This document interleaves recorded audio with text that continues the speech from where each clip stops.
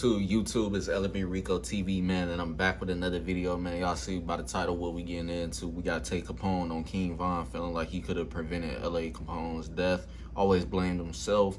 And shout out to Kim Capone News. Without him, we wouldn't have been able to react to a video like this. He's the one that's interviewing Tay Capone. So that said, though, man, y'all already know what time it is, man. If you're brand new to the channel or you've been watching videos on the channel but not yet, subscribe. Please hit that subscribe button now. And also don't forget to tell your family and friends about the channel as well, and hopefully they become supporters of the channel. And make sure you guys all smash that like button and comment on the video before you leave this video, or whatever the case may be. And that'll help the video out with the traction and stuff being recommended to others. And also don't forget to turn on post notifications so you guys get notified when I drop new videos. And be sure you don't miss out on new videos. Check out the channel every day, no matter the time of the day, because you never know when I'm gonna drop. And also don't forget to add and follow me on social media. All my social media platforms are listed down below in the description box, as well as in the intro of the video, so you shouldn't have a hard time at all finding me on social media. With that said, though, man, we're gonna go ahead and get the screen record started. That started and starting the vid now.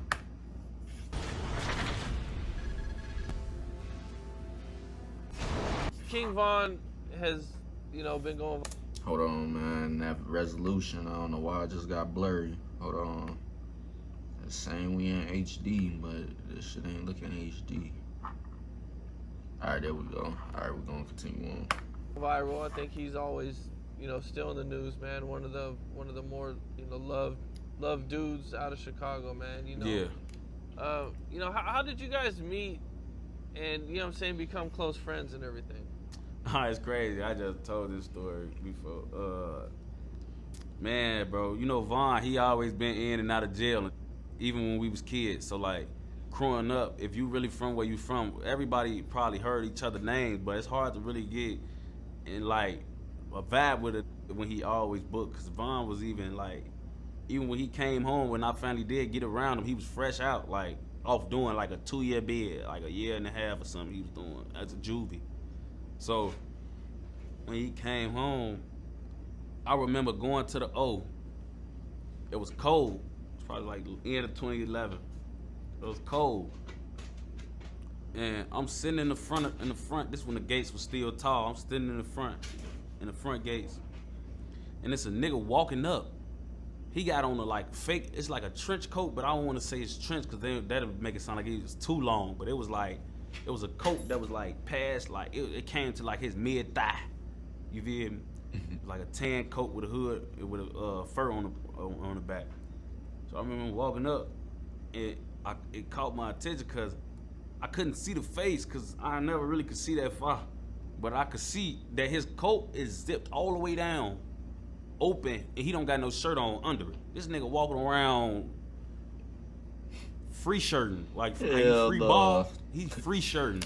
And for y'all that don't know about Chicago weather or Illinois weather, period, it gets super cold around wintertime. We talking below 20 sometimes. We talking anywhere pretty much below 40s, man. Just ice cold outside. Then on top of that, when it be snowing, especially around that time, snow is real bad around the wintertime for Chicago and around other little cities around Chicago and stuff like that. Snow was getting up to 8 feet or shit like that, high as hell off the ground. And the winter out there ain't no joke, man. So it's crazy that this nigga was literally walking outside with a whole coat on but no shirt on, and it was unzipped. You ain't gonna never really see nobody doing that shit for real out there, because that shit, hell no, it's a no-go for me. He don't got no shirt on under his coat. It's about 20 degrees outside. This nigga don't got no shirt on. Oh man, who the fuck this freaky ass nigga walking up? Fuck this Von. You know what I'm saying? So when I I know who he is and shit, but this is my first time really getting to gang bang with folks because he always in jail. So now, that whole day, I think we spent that whole day, I was in the O.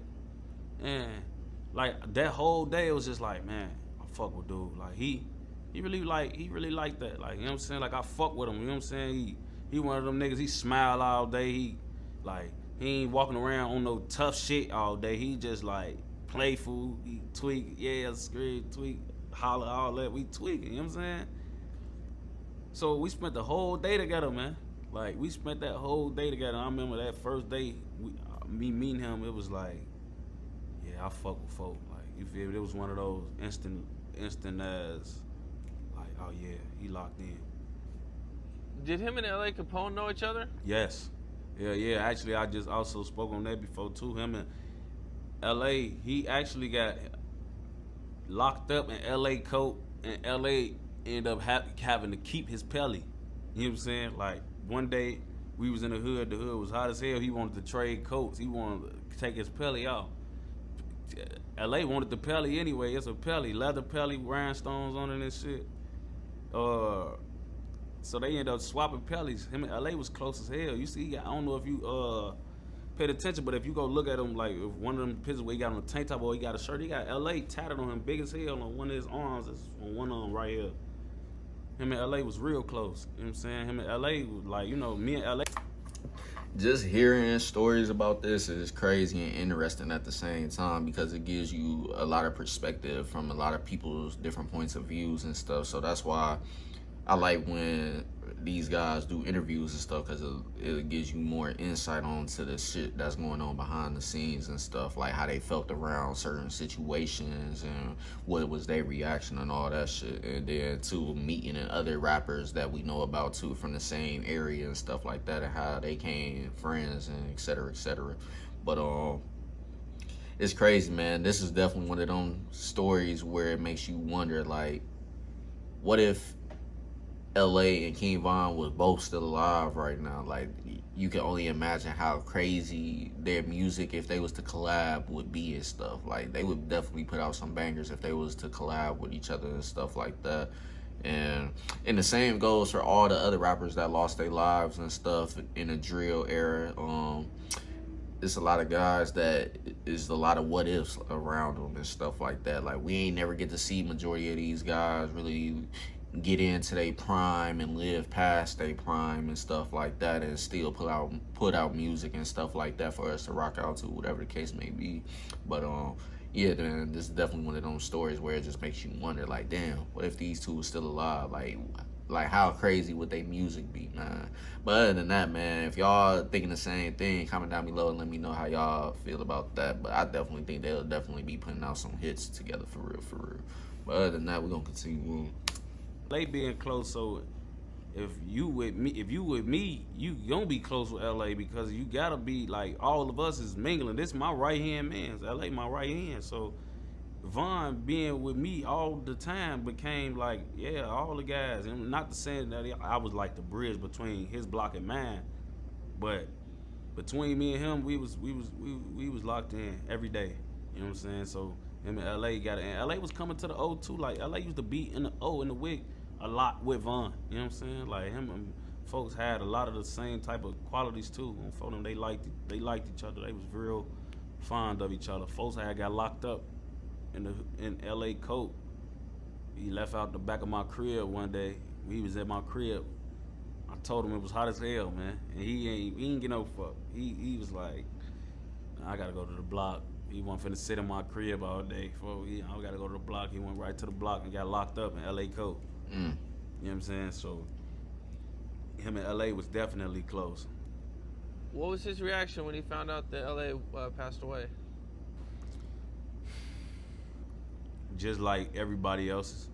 You know what I'm saying? And what's so crazy is he got locked up, and I think when LA got killed while he was in jail. You know what I'm saying? Because he came home and he was booked when LA got killed. You feel me? And I would just remember him, you know, cause Von, bro, he not a sentimental nigga. Like, he not one of them niggas who, like, especially while he in jail, like, he not gonna be like in there, like, cause he fighting whatever he fighting, or he booked for whatever he booked for. He can't hurt about the shit over the phone and let niggas in jail see him weak. Like, folks don't, he don't want to see niggas in jail. Can't see Von go through too much, but he go through shit in there.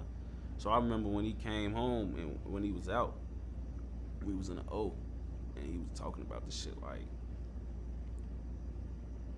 that's when I realized, like, folks really don't give a fuck about none of the ops. Like, cause LA kind of really did have a toll on Von. I ain't even gonna lie. Like, Von really did. Like, that was like one of Von's close homies. Like, I can definitely feel like what he talking about, because when you lose a family member or a friend or whatever the case may be to the street life and shit like that, whether you were part of the streets or not and shit, it's a lot of people that could be in that same situation and talk about like pretty much how they felt, like what if I was there, what if I did this, what if we was able to do this together, what if we was able to pretty much do something to avoid that whole situation from happening to the person they lost and stuff like that.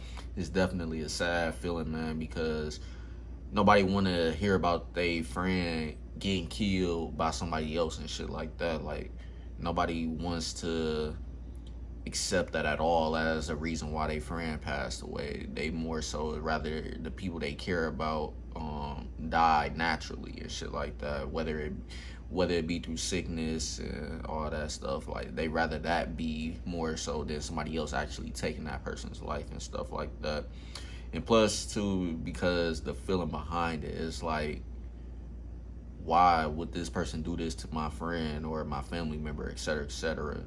Even if they got a legit reason why, it's still not gonna be accepted by you, period. It's just, it is what it is. That's how it really is for people that lose people to the street life and stuff like that. They don't care if it was a legit reason why another person took their friend's life.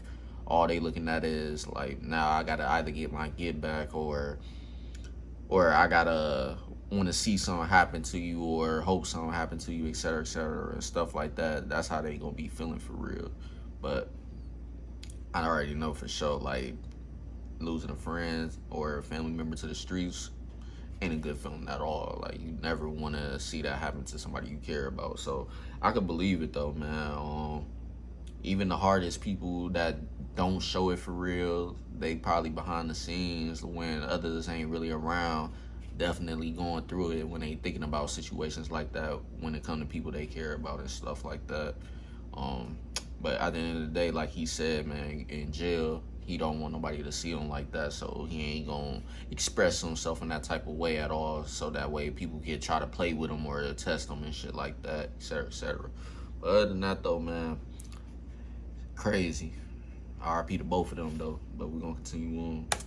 Like, he didn't get folks tatted on him for no reason. Like, he actually did look at LA like, that's my real little brother, for like, and he was behind his music, like, he knew for one line and no rap, so he was just overly, like, he was kind of emotional after that shit, like, and for he one of them niggas, for when shit happened to the guys while he booked, he be feeling like it's his fault, like, if I was out, that shit would have never happened.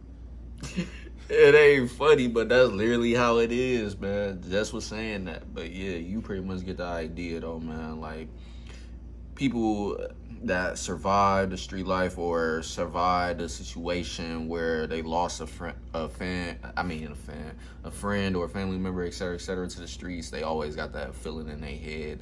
They always thinking about that, like, what if I was there? Would that wouldn't have happened, etc., etc., shit like that. But now let's continue on. He one of them type of niggas. He think that what he was doing out here, he would have just, the ops wouldn't have even been able to get up on folk. They would have been hurting on folk. No, like, he just one of them type of niggas. He blamed everything on himself, bro. When shit happened to Troy and shit, he just blamed himself. That's how. And that's pretty much the end of this. Definitely like these interviews, like I said, man, because it give you more insight and stuff that's going on behind the scenes that a lot of people like us on the outside looking in don't know about and shit like that. Like, what was their reactions to certain events that happen and stuff. But other than that though, man, if y'all want to see me react to more parts of this interview, y'all comment down below and let me know. And also make sure y'all smash that like button if you made it this far and stuff like that. Like I said earlier in the video, that'll definitely help with the video traction. And also subscribe if you haven't already. And don't forget to tell your family and friends about the channel. Hopefully they become supporters of the channel. And also don't forget to turn on post notifications so you guys get notified when I drop new videos. And to be sure you don't miss out on new videos that I drop, check out the channel every day because you never know when I'm gonna upload. And also don't forget to add and follow me on social media, man. All my social media platforms are listed down below in the description box as well as in the intro of the video, so you shouldn't have a hard time at all finding me on social media. With that said though, man, that's the end of the vid, and I'm gonna catch you guys later on with more, so stay tuned. Peace.